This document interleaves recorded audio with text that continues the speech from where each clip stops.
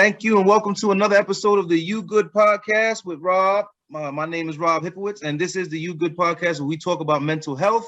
Today, I am lucky enough to have another guest, and no other than Mr. Dorian Bostic, professional boxer and great friend of mine. Mr. Bostic, how are you doing this evening, sir?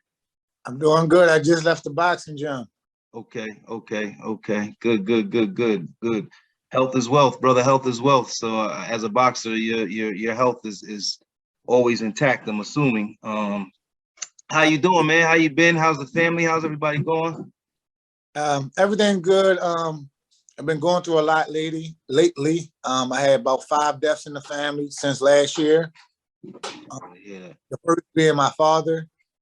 As you know, my father was incarcerated for 45 years. So he died in prison last year. And then I had a cousin get killed. Then I had an aunt get poisoned with fentanyl due to her drug addiction. Then my grandmother died around Mother's Day. Then my uncle just died this past December. December the 22nd. Yeah. Definitely sorry to hear that. Yeah. So you know that's all part of my mental health. Sure, for sure. Definitely. Here we go. All right. Thank you and welcome to another episode of the You Good Podcast with Rob. My name is Rob Hipowitz, and this is the You Good Podcast where we talk about mental health. Today, I am lucky enough to have another guest, and no other than Mr. Dorian Bostic, professional boxer and great friend of mine. Mr. Bostic, how are you doing this evening, sir? I'm doing good. I just left the boxing gym. Okay. Good. Health is wealth, brother. Health is wealth. So as a boxer, your health is always intact, I'm assuming. How you doing, man? How you been? How's the family? How's everybody going? Everything good. I've been going through a lot lately. I had about 5 deaths in the family since last year. The first being my father. As you know, my father was incarcerated for 45 years. So he died in prison last year. And then I had a cousin get killed. Then I had an aunt get poisoned with fentanyl due to her drug addiction. Then my grandmother died around Mother's Day. Then my uncle just died this past December. December the 22nd. Yeah. Definitely sorry to hear that. Yeah. So you know that's all part of my mental health. Sure, for sure. Definitely.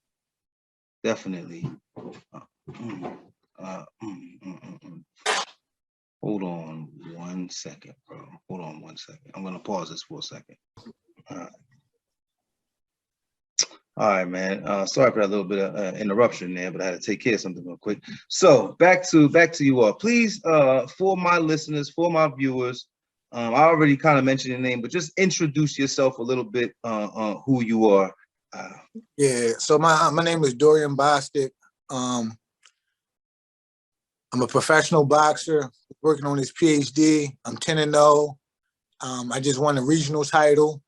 The ABA, excuse me, the ABA 135 title. I won that title in Colombia, the country. And that's pretty much it right now. I'm just, like I like to say, I'm struggling in peace. I appreciate it, bro. You say you are working on your PhD. I don't know any other boxer that I ever heard of that was actually working on their PhD. So I commend you for that, man. That's a beautiful thing. So you obviously already have your master's and everything. And how long are you away from your PhD from ultimately achieving that goal? Years wise, I'm not sure, but I know I'm 1 class away from starting dissertation. That's dope, man. That's dope. Yeah. Congratulations on that journey, man, because that's a definite step in the positive direction. You will be a professor and a professional boxer at the same time. That's gonna be dope. Yeah. So you know, a lot of people don't know we met at working at the same job, doing mental health services for kids, man. So how long including when we were working together, how long have you been in the service of mental health? Well, my whole life. I moved to Baltimore by way of South Carolina and North Carolina. And due to my mother's drug addiction and my father's incarceration, I was put in a foster system myself. So mental health and human services, it's just been my whole life because I come from an environment where that's what's all taking place. Like I've spent time in mental health hospitals, had counseling and therapists, and then I turned into it myself because I feel like I understand that population. Like I just seen a study on the internet that said about 70-80% of people that are homeless were once foster children.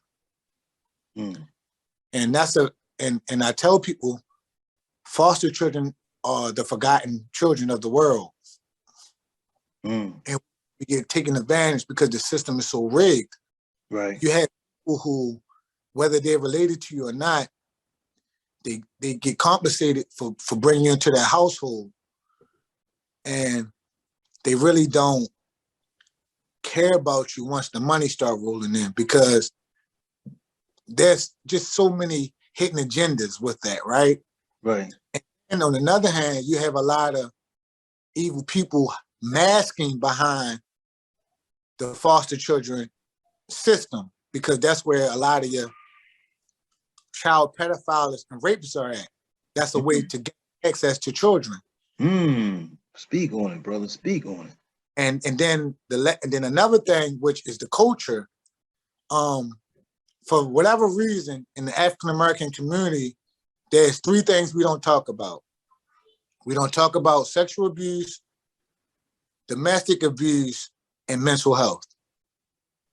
So I feel like because I know these things due to being raised like that and my education, I feel like I'm chosen to help these people.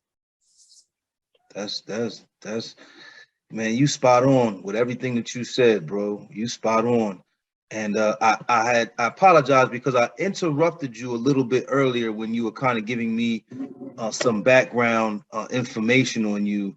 You said that your father was locked up for 45 years. Man, Yeah. how does that play into your psyche as a young man? And do you even have a relationship with your father? Yeah, I felt growing up, I feel like my father was the only person that loved me because in the midst of his trials and tribulations of himself, he was trying to get me out the system and he wanted me to live with him, but he just couldn't get out his own way because he was a very emotional person because of his upbringing, because he didn't have a father to teach him right from wrong. And love him and tell him I love you. And then we were separated when him and my mother broke up as early newlyweds. He went back to North and South Carolina. The woman always gets the child, so I'm up here in Baltimore. And now my mother came to Baltimore in the 80s, late 80s, early 90s, where, the crack epidemic and the drug epidemic were just ravaging urban America. And she fell victim to it. When we from a small town in South Carolina, the drugs didn't even make it down there yet. I remember my father telling me that when he came back to visit, he was trying to figure out what happened to everybody and how they lose so much weight because the drugs wasn't down there yet. But so in the midst of him trying to get me out the system, I lived with him in North Carolina, went to school in Charlotte, North Carolina, junior high, middle school. I would have so much anger and rage in me as a kid, and I would just go places in isolation and just cry because I just felt like I was living in hell, and the only person that could save me was incarcerated. Damn, that's tough, bro. That's tough. I don't know if I've ever heard anybody ever break it down like that. I remember literally seeing him come to court all the way from North Carolina trying to get me, trying to get custody of me.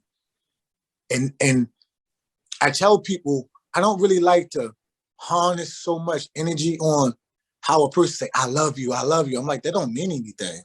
People say what they want. I say, but love is an action verb. So he displayed to me that he loved me because he was trying to get me out the system. He wanted me to live with him. Right. And, you know, a lot of women take pride. I was a single parent. I raised this young man to this, that. And that could be true. But those stories are far in between.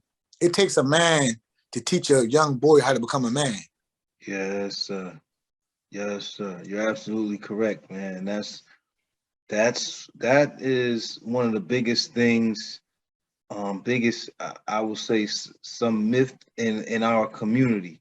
I'm not knocking, any single mothers or anything of that nature, but it is very important in all aspects of the world, regardless of culture, creed, religion, race, whatever you want to say. It's important for a young man and young ladies to have a solid dude, a solid man in their life. You know what I mean? Because as mothers are uh, a young a young man's first love. I'm sure that you've heard that before. Your mother is your first love. Um, Generally, with young men, and a father is generally a young lady's first love, and then they're also the first person that you visualize as a young man, and that you feel like, all right, well, I can kind of walk in the steps of my father. So he kind of gives you that, that's the person that gives you that blueprint. Like you said, Right. you being a young person, you knew by his actions of just traveling and showing you the love, not just saying it, but showing you like, son, I want you, son, I love you, son, I'm trying to get you. Like you could download that information, you could feel that energy from your father. So fathers are super important, men are super important, and that, as you mentioned, it plays into your psyche.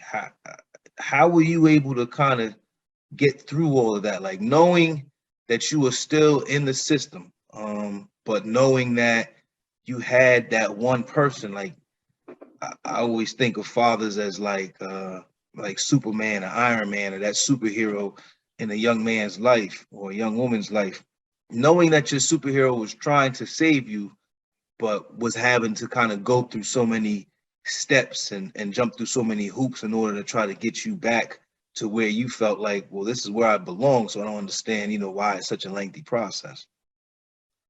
Honestly, once he got that time,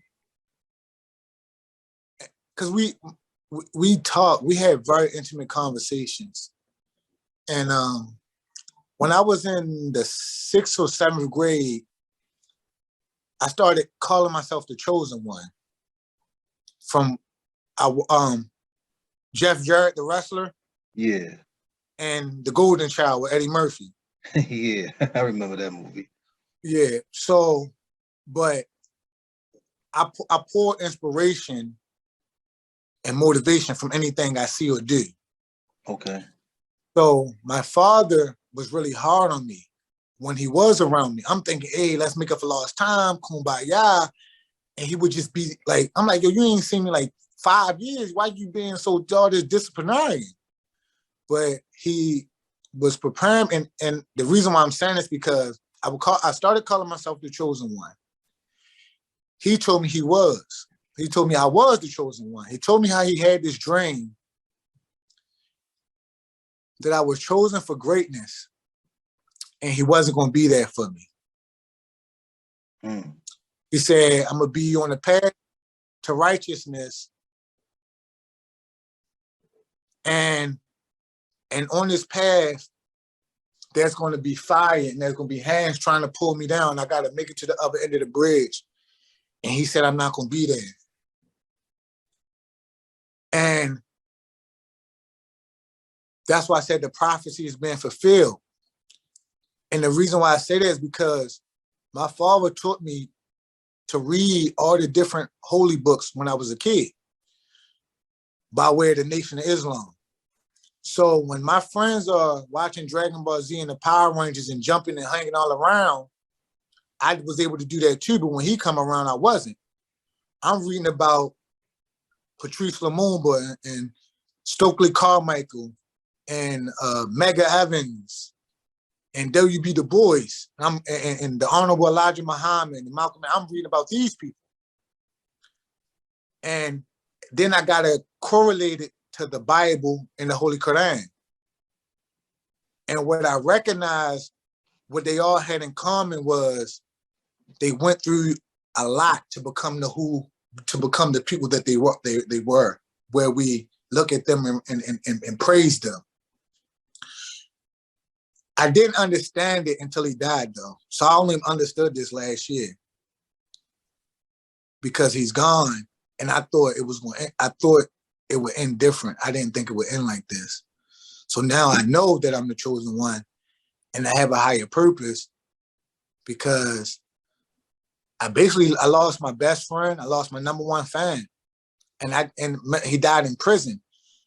And I have this guilt because I felt like I couldn't get him out. And I just felt like everything I was doing was to try to get him out of prison.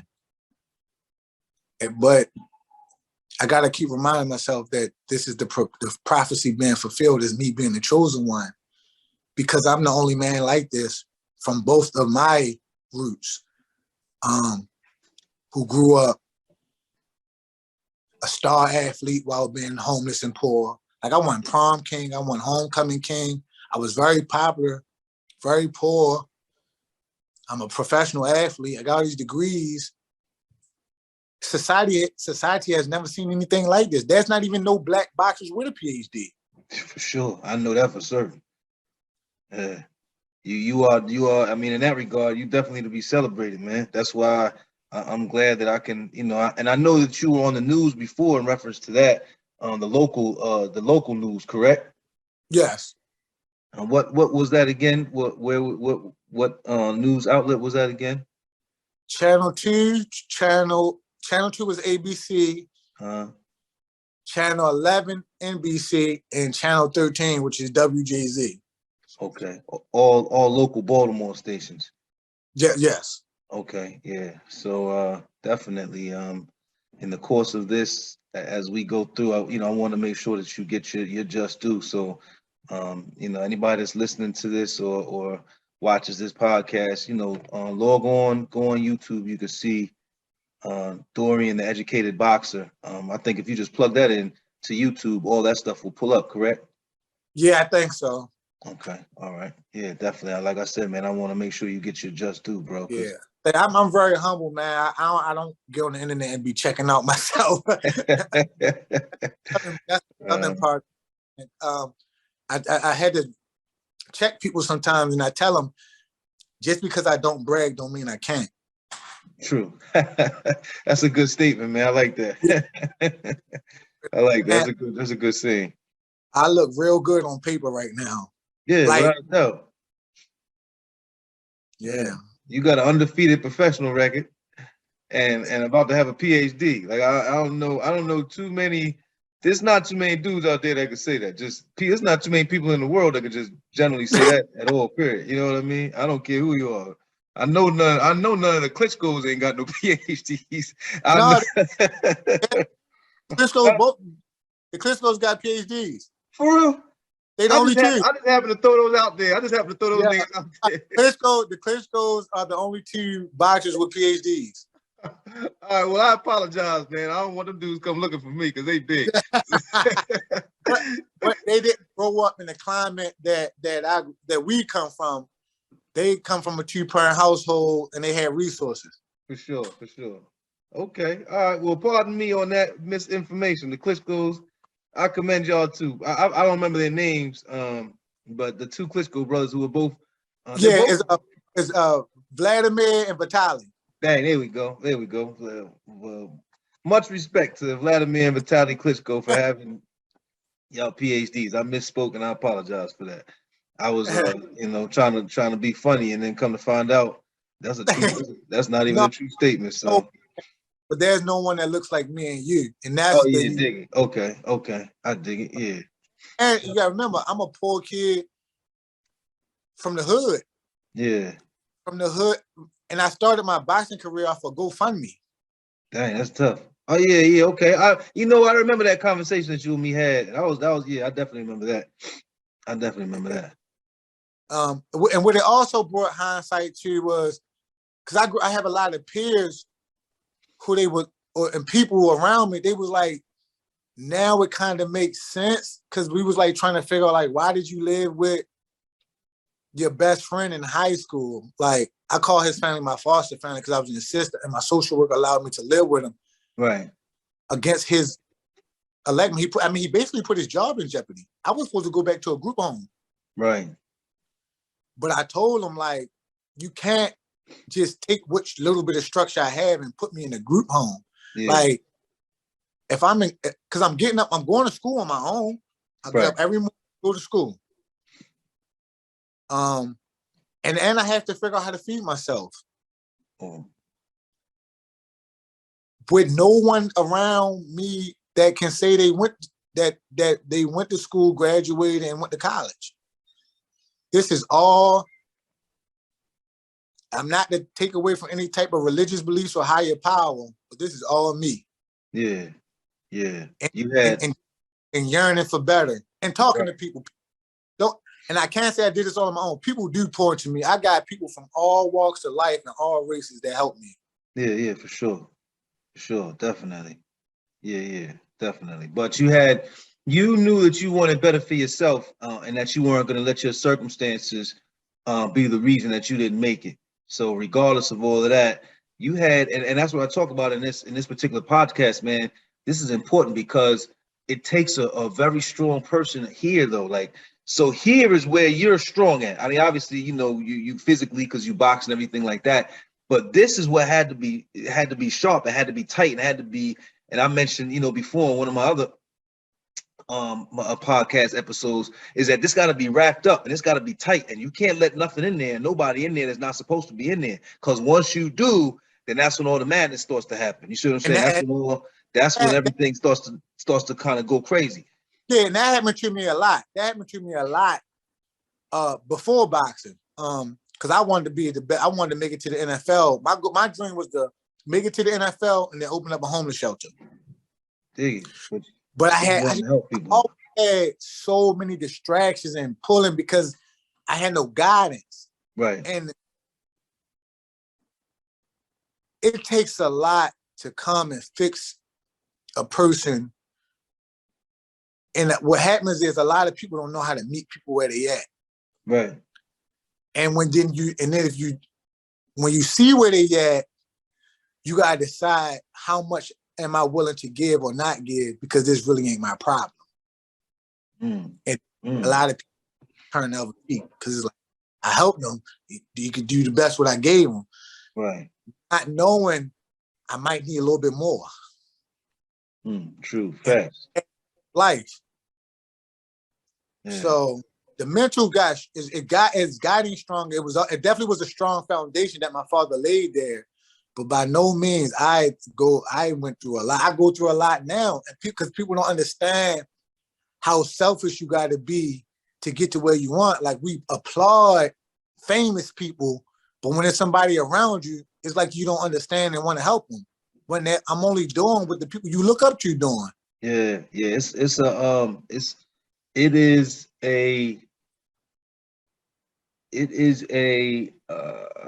is a struggle to be because in all intents and purposes, you being a pro boxer, you're kind of like an entrepreneur. So people that kind of do sports, because I mean, you did a lot of your own promotion. You do, you pay for your own travel and all that stuff. So you are your own product. You know what I mean? So you are an entrepreneur in all intents and purposes. But it's a different type of mentality that you have to have when you are going into business or in the process of going into business, for yourself, because you're not thinking as a worker, you're thinking as an owner. So you look at everything from the top down as opposed to from the bottom up. So it's a different mind state that you have as an entrepreneur, as a professional, just working, and it's a grind. You know what I mean? Like you say, nobody is going to care until you make it. You know what I mean? Like when I say nobody, I mean people that kind of just look and then just be like you say, they turn the other cheek and be like, oh, all right, well, they're just doing whatever they're doing. But then when you get to that plateau, when you've made it, then everybody's like, oh yeah, that's my friend, that's my man, that's my whatever. You know what I mean? So then people try to latch on to you through your fame or through your fortune or through your fame and fortune, whatever it happens to be. But they don't understand everything that it took to get there. So I understand fully what you're saying, bro. Yeah. I think And fully. with all this death in my family that just occurred, Yes. that's what makes that hurt, because I haven't had time to even grieve over my father's death. Yeah. With all this other death coming in. You know what I mean? My condolences to all of your family that have passed on. That's tough, man. These last couple of years have been really tough on a lot of people. So Yeah. I definitely send my condolences to you, bro. My father and me and my uncle and my father, we communicate a lot. My uncle Daryl just passed. But my grandmother, who was, she was up in age, but her death hurts because I know she's been through so much. Right. My grandma was born in the 1920s. Mm. And being from a town in a state that has such a racist history as the state of South Carolina, right, it's hearing how hard she worked, and then riding to my town and seeing cotton fields and things of that nature, and know like my grandmother probably picked that at one point in time. Right. That's a different type of scar, you know what I mean? Yeah, yeah. And then I remember one time she told me this, and this is what made me get a little emotional when I went to her viewing. She said, because I have several cousins who, like me, they didn't grow up with their fathers, from my father's side of the family. And she said, y'all are the ones I pray for the most, because y'all don't have your fathers in your life. And then you sit and think, when you're going through all these obstacles in life, like, why me? But then I think, well, how did I get here? And I have to think, well, somebody had to be praying for me, and they had to be praying hard. Because, like I said, I give credit to myself, but I'm like, Lord, I've been through enough. You know what I mean? Yeah, for sure. Definitely. Definitely. Yeah, that's you got a heavy story, bro. But it's like I said, it's to be commended, because you've come from a lot of adversity to becoming, like I say, I always call you champ when we talk, because I always try to speak good fortune to people, especially people that I consider to be family. So I always say, hey, champ. You put me pro gloves so I could fight in. You came and watched me spar one day. Yeah, you came and watched my fights, my amateur fights before. Yeah. We were in that was in Glen Burnie. Yeah. Glen Burnie. Yeah. So no, I definitely truly appreciate the support. Like I said, but look, that's ground. That's rooted in the foundation. Like when you said people make it, well, I know you ain't just come out, pop out of nowhere. You know what I'm saying? Yeah, was there sure. Yeah, for sure, man. I mean, like once we really got to talking, I ain't gonna lie, when I first met you, I was like, yo, homie kind of nuts, so because he was like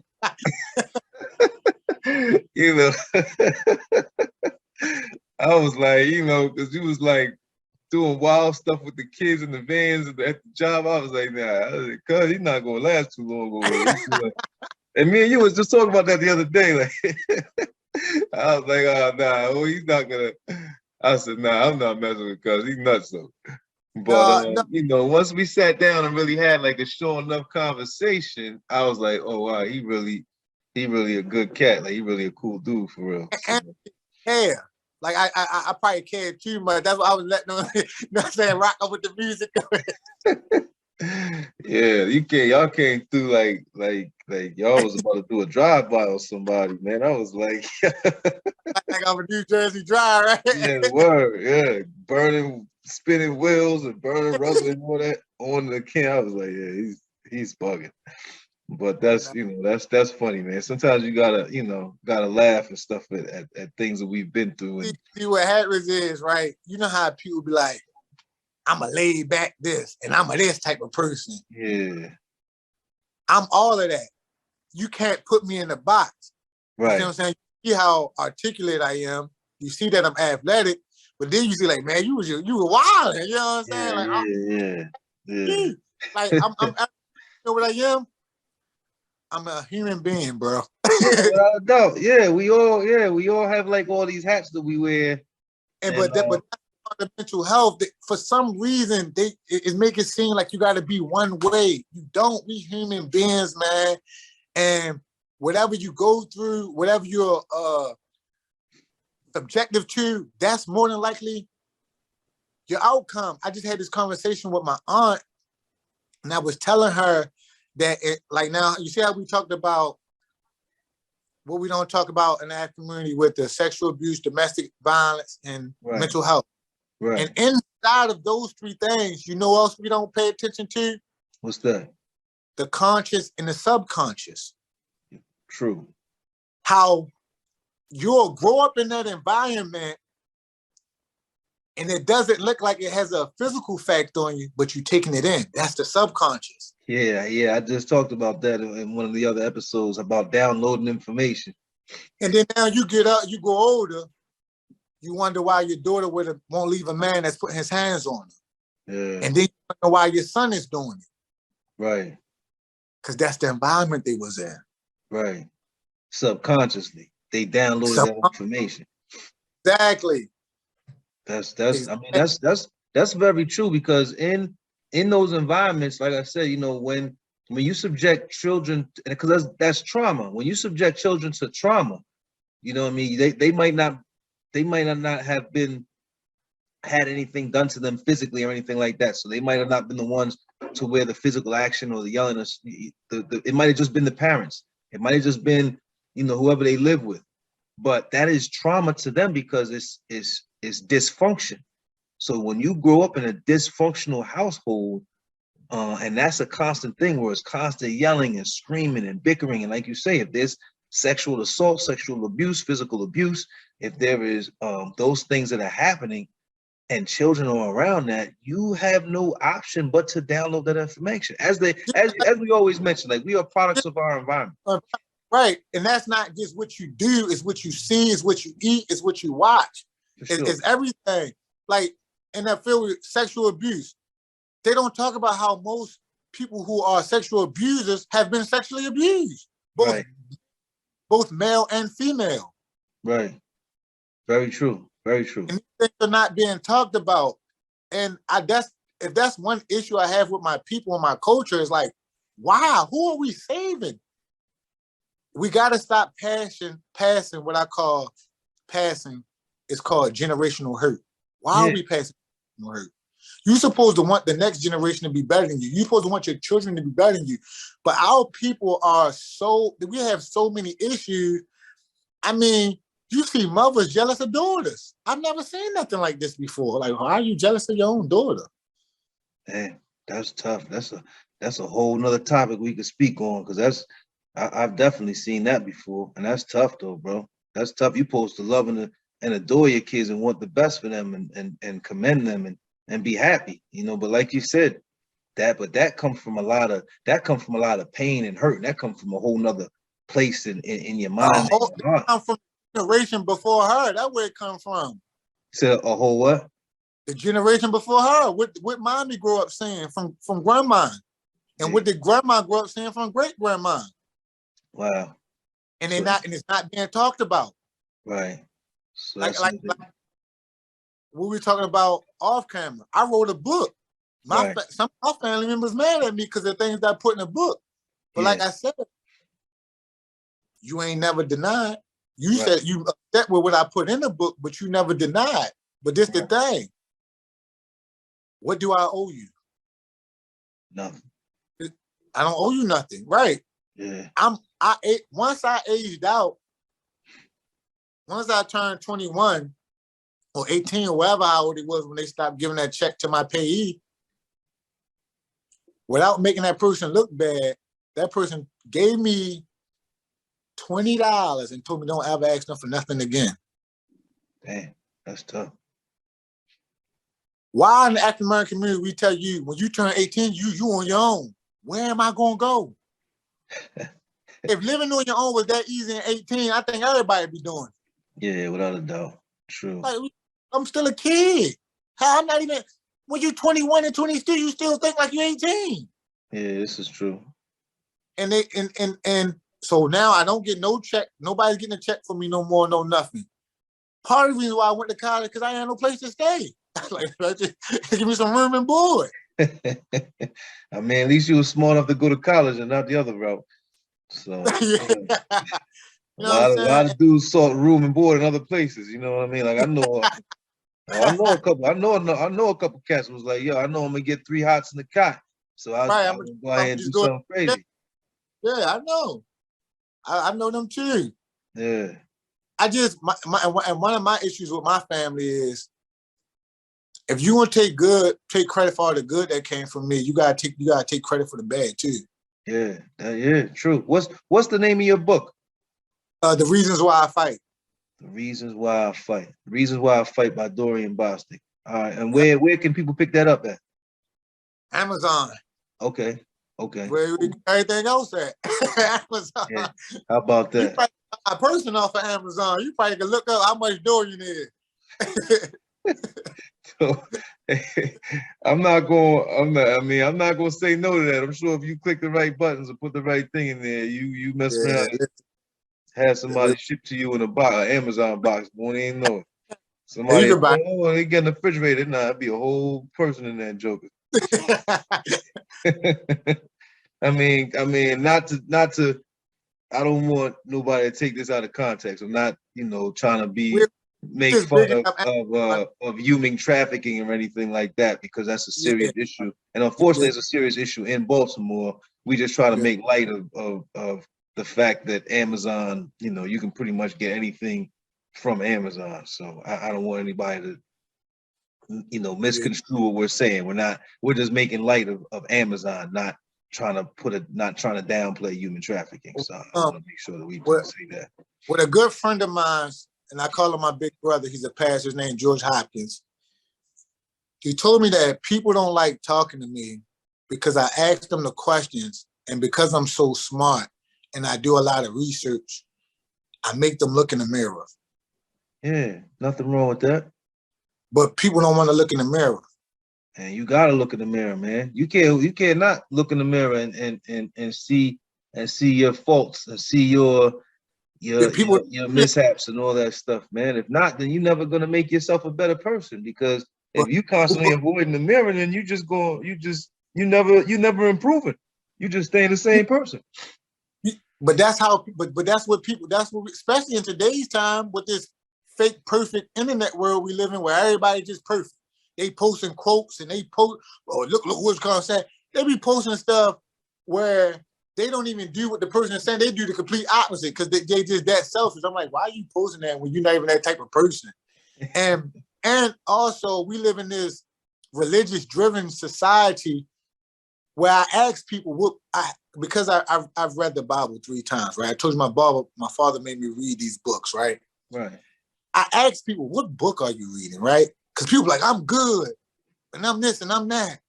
But your Christian Bible says that no one is good except for children. Right. Children are the greatest in the kingdom of heaven. But yet, you have all these people hurting and abusing and neglecting children. Yeah. Myself included. I didn't ask for this. I didn't ask for my mother to go the route she went, or my father to go the route she went.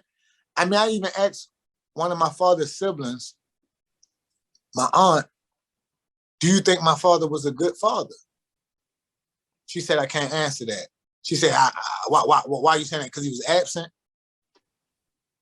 In order to be a good parent, you have to be there. So we know that's part one. Part True. one. Yeah. No, you know it wasn't. And that's the part that hurts as well, because in spite of me having this good relationship with him, he failed me. Right. My mother failed me too. You know, Right. in ghetto America, like we said, most children grow up in a single parent household by way of a Black woman. I had neither. Yeah. But in order for the prophecies to be fulfilled, I couldn't grow up around my family. You know why? Because everything starts at home. So if everything good starts at home, everything bad starts at home. So if I would have stayed around my family, I would have learned nothing but bad stuff. It's because I lived around different families and was around different races and different people, I was able to see the poor, remember the inspiration and motivation. I get it from anywhere. I was Right. able to see good stuff that I wanted and was like, okay, I need to apply this to myself. For sure. For sure. For sure. Definitely. Definitely. So let me ask you this. How as a pro athlete, and I know you kind of touched on it a bit, but how does that play into your mental health, and how does that play into your psyche, being a pro athlete, and how do you deal with it, and do you use your athletic ability to deal with your mental health, or do you separate them completely from each other? No, I combine it because everything starts in the mind first, then it goes to your heart, then you act it out. Okay. And because I grew up so hard and people try to tear you down, like in our community, they tell you too light skinned. Yeah, for sure. Then they tell you you're too dark skinned. Yeah, for sure. So I'm a dark skinned man with no mother, no father. Sometimes I don't have the best shoes. Sometimes I don't have the best clothes. Those are issues, right? Right. Well, for some reason, even though they're not, they are, right? Yeah. But then I'm athletic. So I can be poor, but it's like that I'm still gonna dominate you on this court today, or I'm gonna dominate you on this football field. Yeah. And I grew up fighting a lot for those reasons, or I'm gonna just beat you up. Sports is not hard as what I went through growing up. So honestly, all I need is just, because a lot of people don't like being alone. An individual sport like boxing or something else where I'm the underdog, it fits right into my personality, because you have to train and live like religion tell you to. Abstain from sex, abstain from smoking, abstain from drinking, treat people nice, live this life on the straight and narrow, eat a certain way, drink a certain way. Because I grew up like that, I know that you could be funny. You always got the guys who are the comedian, you got the ladies, man, you got the fresh guys, you got the drug dealers, you got the this. But excuse my French, none of that will stop me from whooping your ass.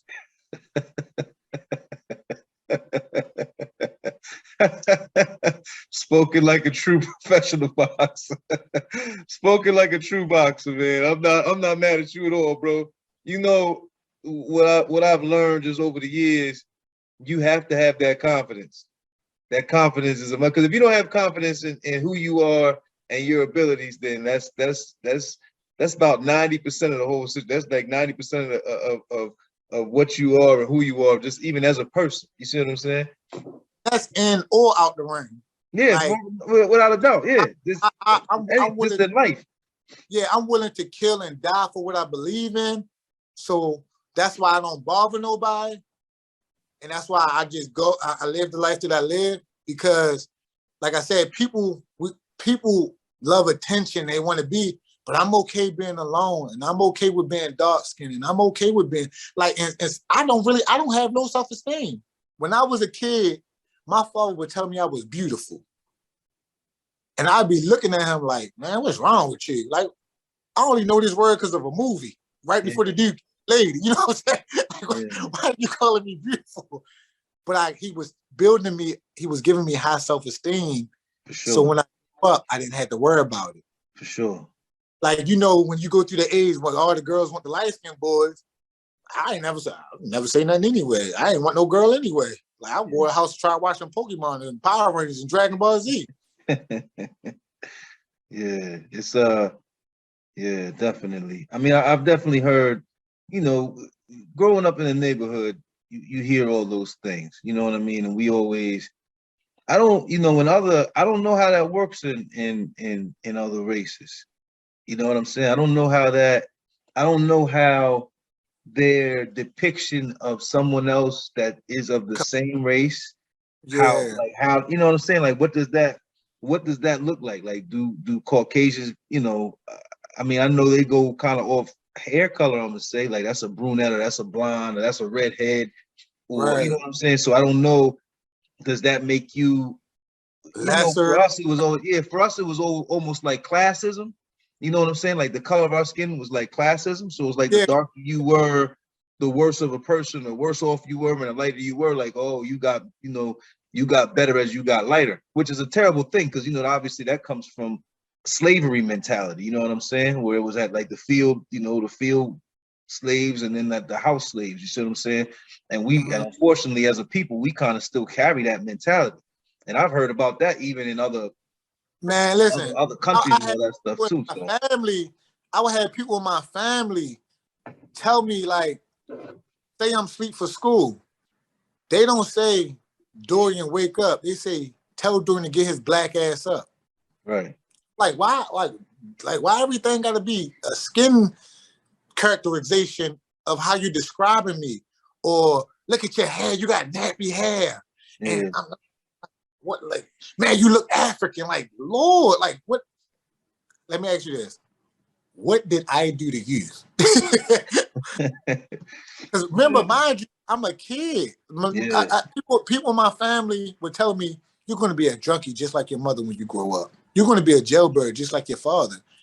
Damn. And I'm like, you do know I'm a kid, right? Like, you do know I still have a chance and a choice. Yeah. Yeah. That's yeah. That's very true, bro. It definitely, like I say, in our community, man, we are so we even in comedy, or even in trying to be funny, or trying to be, or even in trying to give somebody love, we still tear each other down because we'll see somebody like, look at this dude, what you all dressed up for?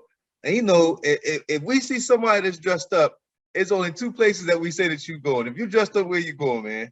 Court. Church. Think he got locked up. Think he got locked That's up. like you know what I'm saying, like round the way info, you know what I'm saying, like round the way code. It doesn't matter where you at, man. You But know what I'm why saying? did The let that year smallest town, it about us? doesn't matter. Be Little Rock, Arkansas, Baltimore, Maryland, Philly, South Jersey, whatever. If you dressed up and you from around the way, you going to one or two places, bro. It might be a Court or third, church? court or church. And if it's during the week, somebody might be like, "What, you got an interview today?" or something like that. So, that's it. You know what I mean? Which is not a bad thing. If you got an interview, you're supposed to dress up or whatever. But I think every cat know that. Like any cat USA know, like, yo, homie dressed up. He probably gotta go to the My church. thing, like, why do? And my thing is back to the Bible. How are children the greatest? But we're talking about children like right now, right? You look all across ghetto America, children committing this, children doing this. Where did they get it from? Yeah, for sure. Someone taught them this. Somebody is not giving them love and attention and affection that they need. You don't just wake up one day and say, I'm about to go join the gang. I think they hired me. Yeah, that's a true statement. That's a true No statement. one, not that, whether it's a gang, whether it's school, whether it's a job, nobody like taking orders. It's human nature. You don't even want your mother and father telling you what to do. Yeah, word. To Yes. rebel, True. I don't want to do it just cause. So you don't who want to put themselves in a situation where they got to go take orders to commit a crime? Mm. That's not human nature. That means that something is lacking. And what happened is, one of my favorite words, accountability. Yeah. Yeah. Yeah. And my second word to go with accountability is I apologize. For some reason, it is very hard for people to take accountability than say I apologize. Yeah. Yeah. I've definitely noticed that, and I think that part of that comes as just being, for me, just being, I think as being a man, I think that's important because a lot of times, as I mentioned before, most of our emotions get tied in with anger or funnel right to anger. So a lot of times that apology is like the last thing on our mind, and it might just be, it might just be, and you and me have a disagreement about whoever we think the greatest boxer is or whatever, and Right. whatever it is, and some things in that heated argument or exchange can get said that really shouldn't have been said, and just being stubborn men, you know what I'm saying, as opposed to just being like, bro, I apologize, man, I said some stuff that really shouldn't have been said, or you a friend of mine, I shouldn't even have got to that point. We'll stop talking and be like, man, I ain't messing with who, I don't like him no more because of whatever. You know what I'm saying? Because he thinks such and such better than such and such. Yeah, man. Like how many we probably could count, 10, 15, 20 people that we know that's in that predicament right now. Like, yo, y'all not friends because of what? Like, you know what I'm saying? Like, I just told this to somebody. I just had to tell this to one of the youths that I work with. Because he was talking about the NBA young boy versus Lil Durk and them beef. I said, listen, do not get caught in that. You don't know neither party. That has nothing to do with you. yeah, for sure. It don't Yeah, have for nothing to sure. do with you. I don't want you to but I know what it's like to be that angry young man. For sure. And man, I'm on Tupac's side. West Coast, I'm on Tupac. Or Gucci Mane versus Jeezy. I'm on Gucci's side. Yeah. I don't know none of these people. This shit got nothing to do with me. These are rich people problems. Yeah. Yeah, but a lot of times us, people, everybody wants to belong to something. Yeah. You see what I'm saying? That's because over here in America, we don't have our identity. Yeah. So we suffer from what is called lost tribe syndrome. Yeah. Because if you talk to a white person and they know their family history, they could tell you what part of Europe they come from. If you talk to an African, they could tell you, I'm from West Africa, I'm from Nigeria, I'm either Igbo, Yoruba, or something, and they tell you where. Now you talk to us, we clicked up, but all we could tell you is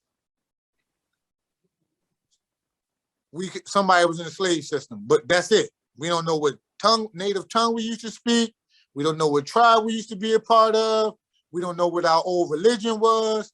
So now, as you look around urban America, all you see is little cliques of tribes, but with no names, because we don't know our tribes no more. So now we're making tribes. Now they call them Bloods, Crips, disciples, Black disciples, this, that. When really they just a tribe of people who are creating cultural beliefs. We were done if we knew our past, because in order to know where you're going, you got to know where you come from. True. But we don't know it. Now, you got to include no mother, no father, or they're drug addicts. I mean, in today's time, you got 35-year-old grandmother and grandfathers. Yeah, without a doubt. 35. Making twerk videos and TikToks.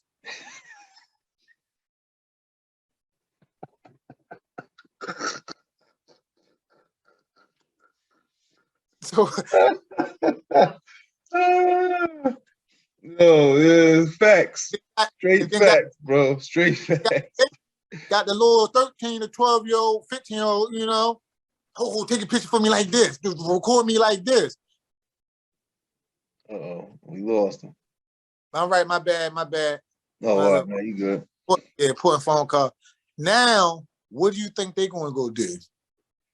They're going to gang bang. They're going to do the same thing. It should be,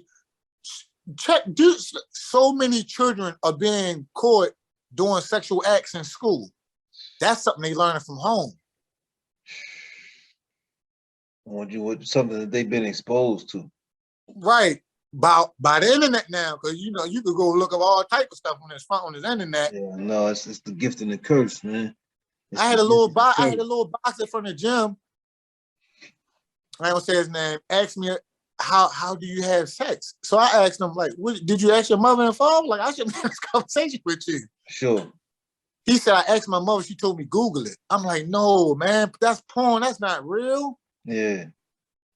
But that's what you got people thinking. So you got these kids learning how to have sex from porn. Mm. Mm. Mm. So we know the problems. We just distorted information at that point. That's super distorted information, cuz. Yeah.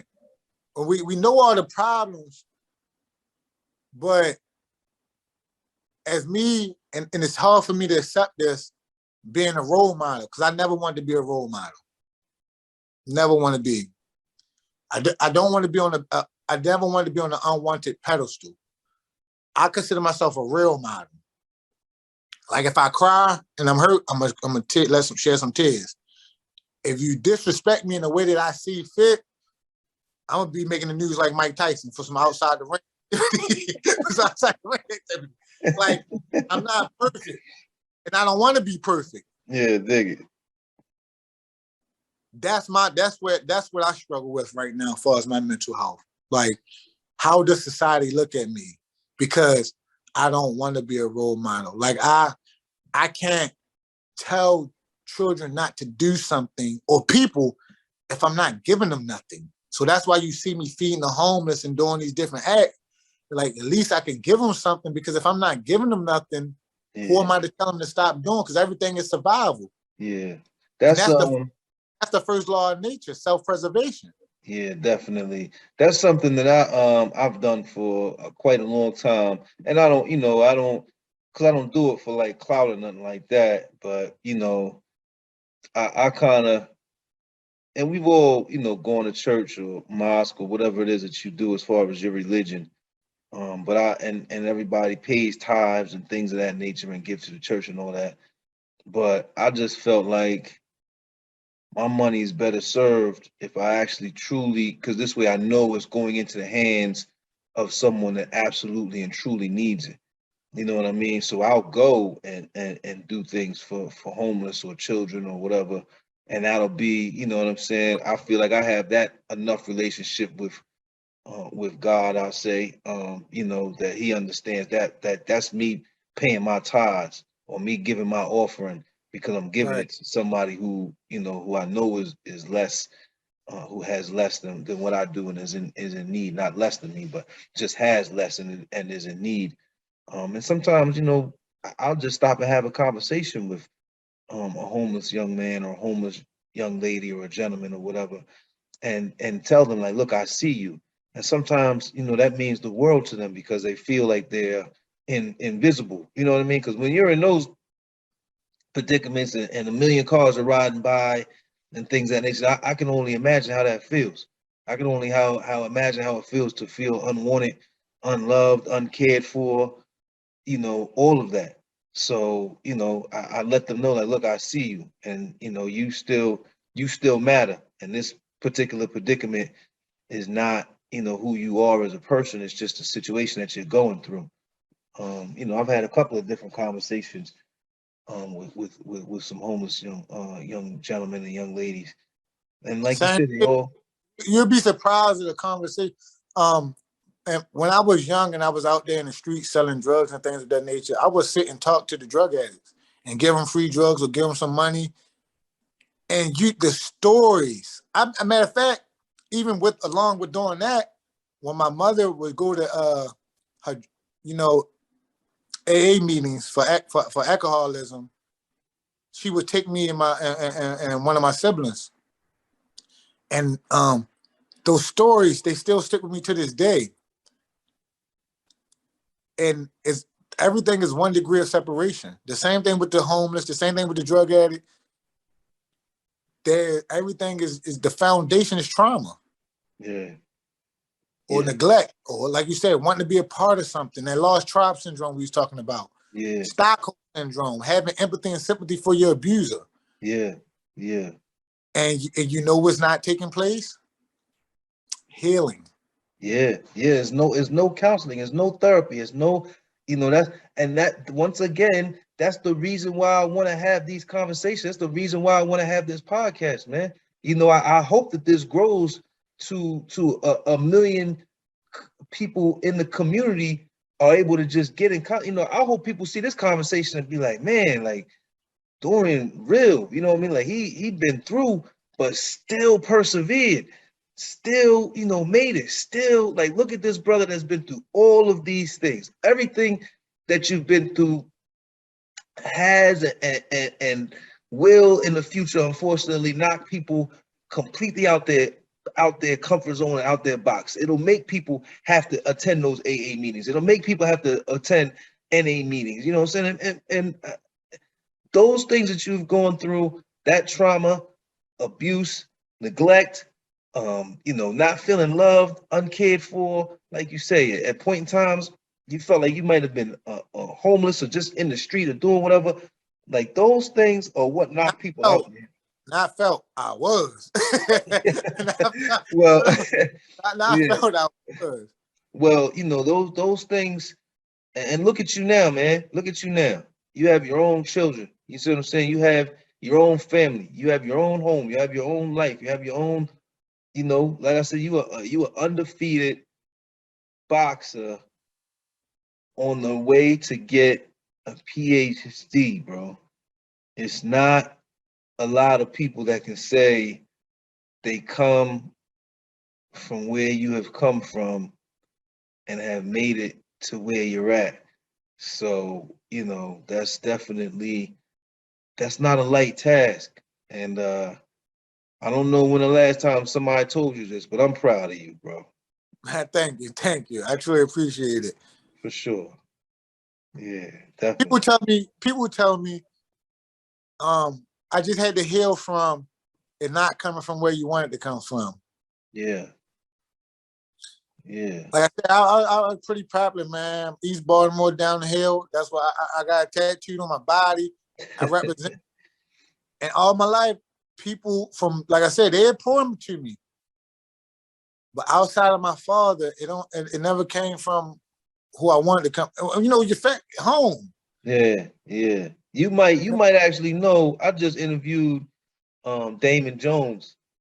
You probably know you probably know a couple of people that I know.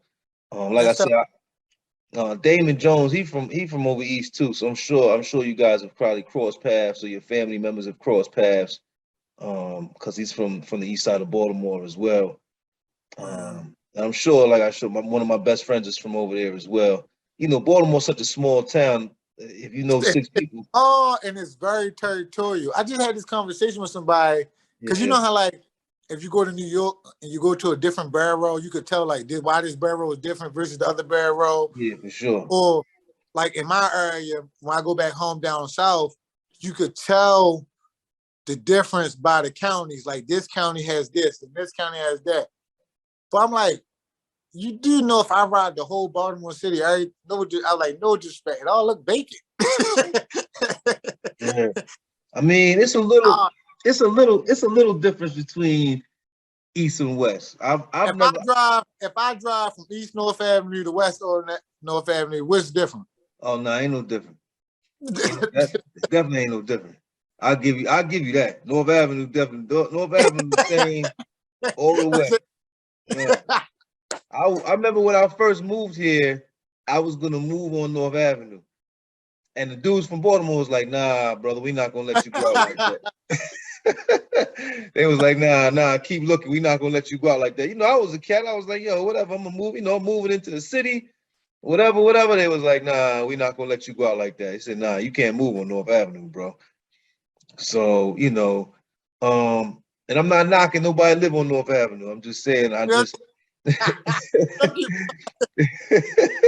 I don't, I'm not, because we all Baltimore, we all. I'm now. I've been in Baltimore longer than I've been in Jersey, so I'm like a Baltimore dude now. So I've been in Baltimore. I don't I've want been in. no, I don't want I, nobody thinking I'm knocking you from North Avenue, but I'm at a point where I don't know if I leave. I'm think I'm Baltimore out.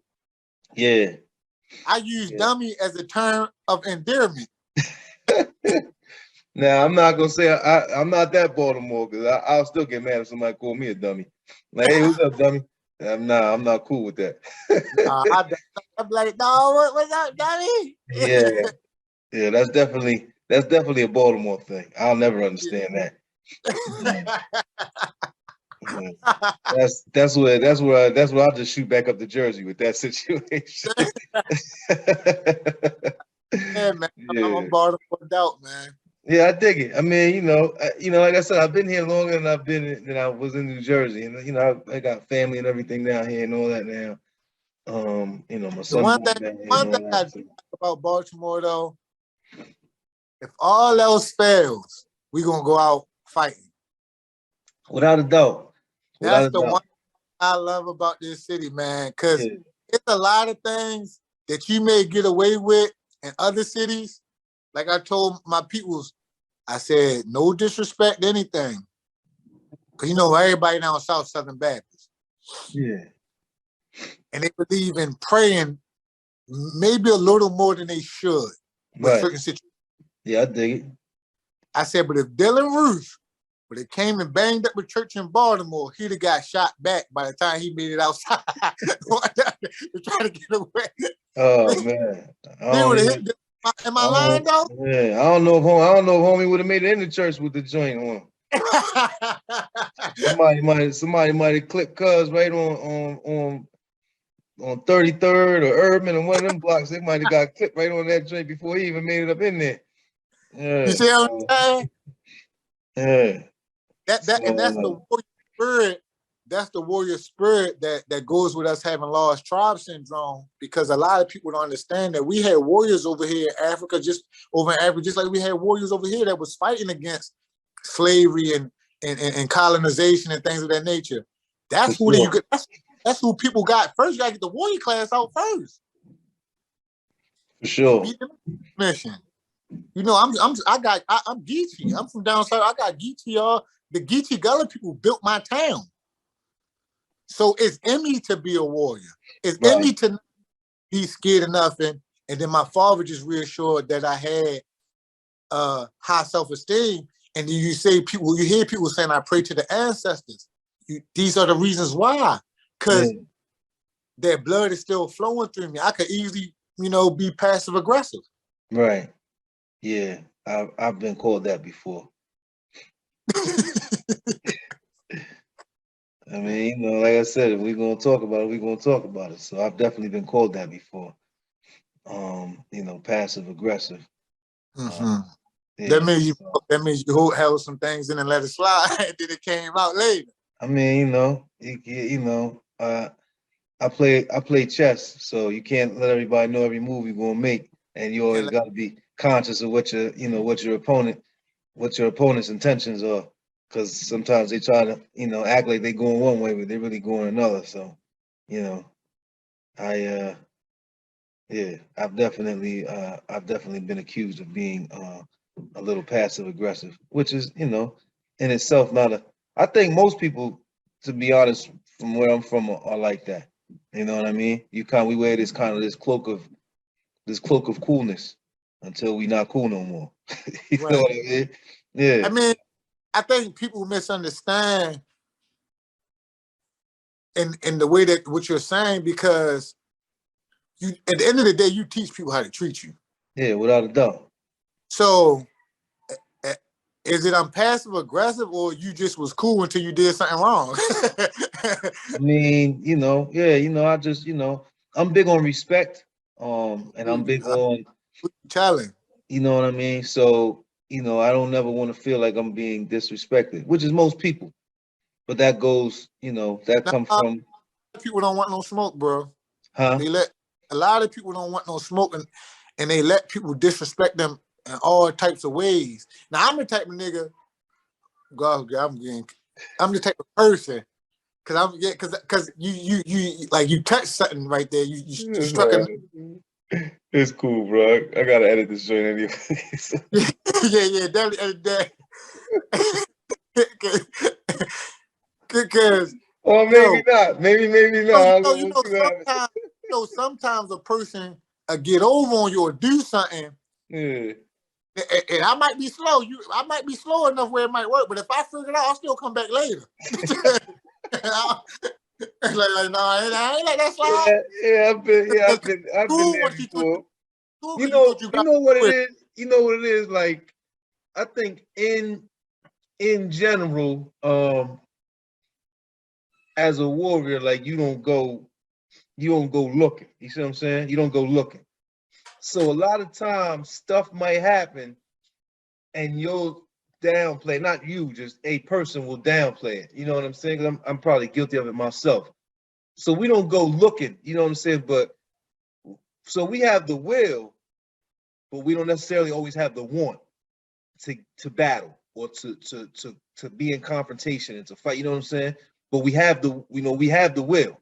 So we willing to go all the way if need be, but we don't necessarily want to, because we can use diplomacy if necessary, or try to use diplomacy as much as possible until we get to that point.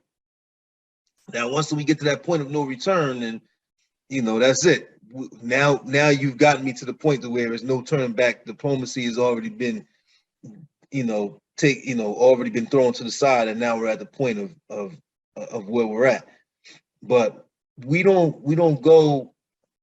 Most warriors don't go in looking for no trouble, looking for no fight. So I think that's where it's like the passive aggressive come into play. Because the will is there, but not necessarily the want. Like, I don't want to have to, I don't want to have to take it there with anybody.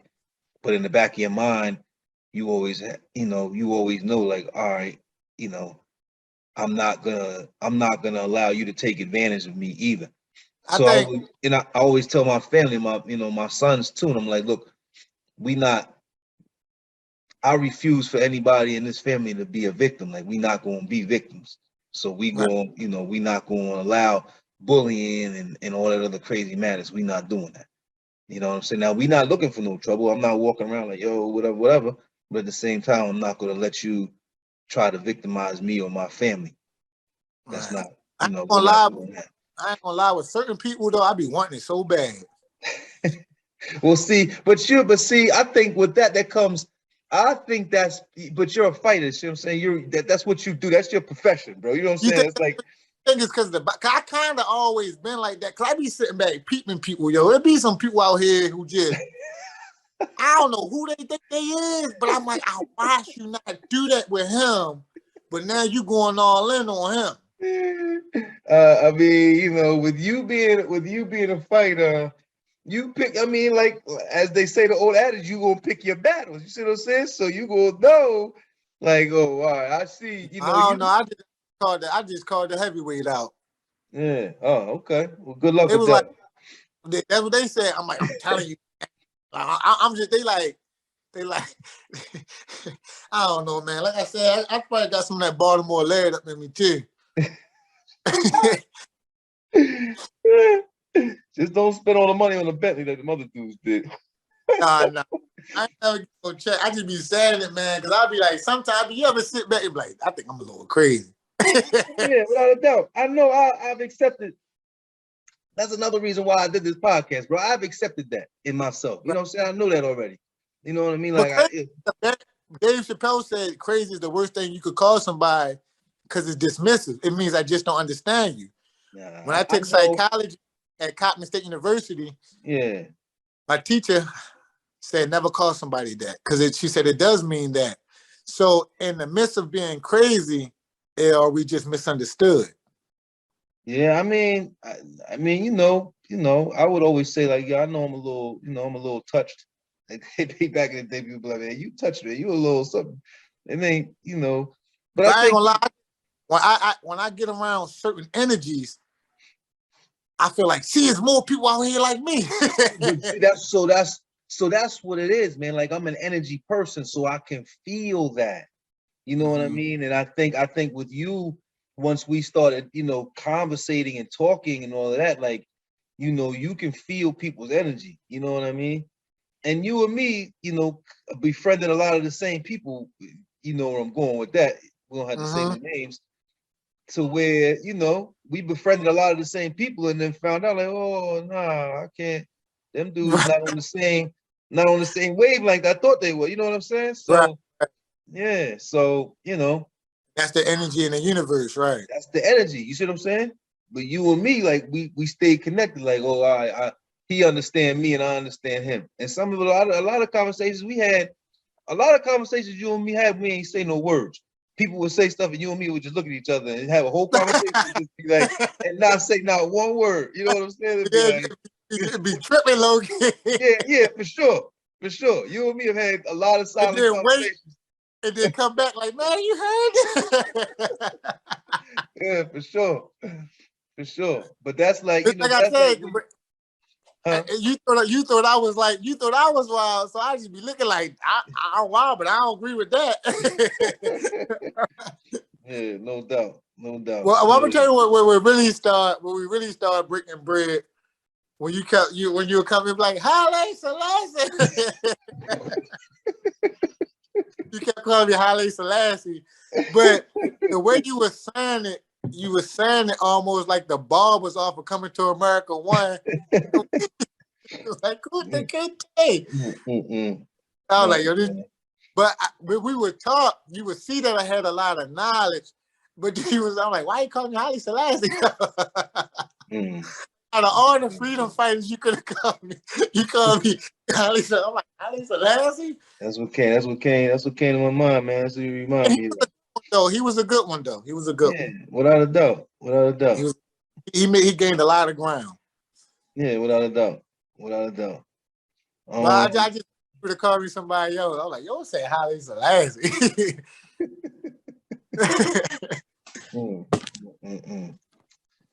Well, I will, man. This is what I'm gonna say, bro.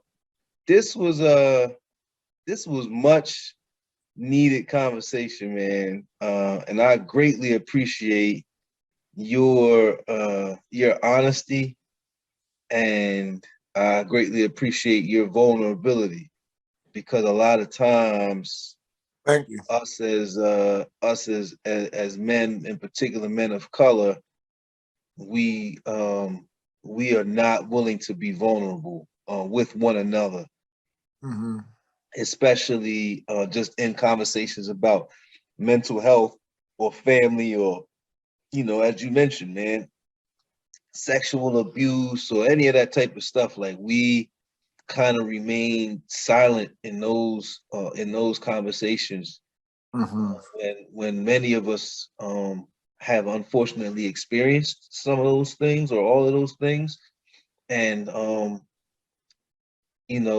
shouldn't remain silent, because our silence hinders people, but our willingness to talk about it can help people.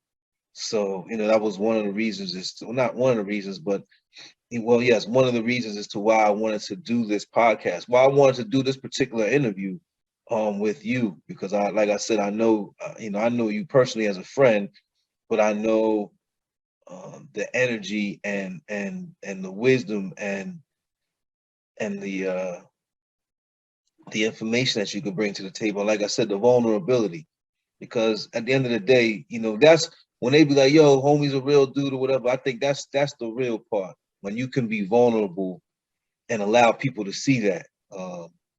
Not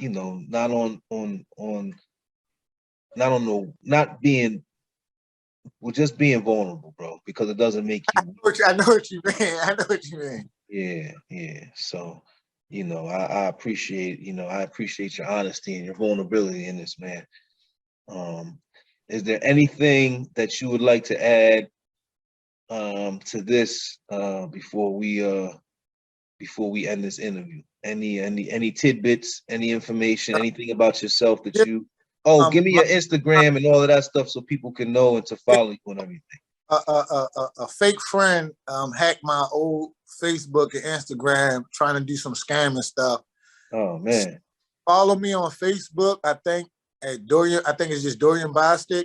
All right. Follow me on my new Instagram page, which is called Dorian Educated Boxer Bostic. Just everything straight through. Yeah. And I got some gear coming out, some apparel, shall I say? Yeah. Marketing, promoting, and just support me. Yeah. Always. And just help me help myself as I help others.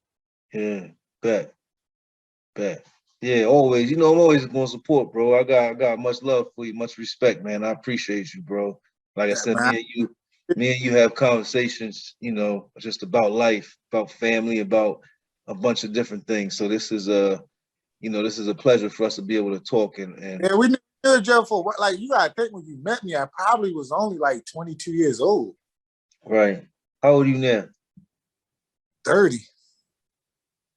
Yeah, I've been about almost 10 years, homie. Yeah, yeah, yeah, for sure. Yeah, Yeah, it's been a slow grind. yeah. Like I say, one day, man, we gonna be with you when you got the belt, bro. I appreciate that, man. Yeah. And Word up. you one of the only people that say you see it happening. Yeah, I see it. I see it. Then they really gonna be like, you know, he got a PhD too, right? Not only does he have the WBF belt, but he has a PhD. Yeah. So was it WBO? Is it WBF? Did I say that right? That's an organization. That's a regional organization. But there's a WB. There's four major titles. It's WBC, WBO, WBA, and IBF. And I think WBA is the oldest. Gotcha. All right.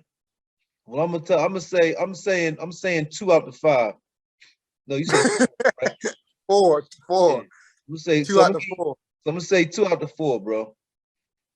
You gonna hold 2 out of 4. Now I don't. Now in my visualization, I don't know if it's gonna be at the same time, but you will be a 2-time world champ. I'm gonna speak I it, appreciate it. bro. And you know what's crazy? I think the IBF is the only one that's the only belt that's American based, and I think it's based out of New Jersey. Well, there you go. See that connection right there?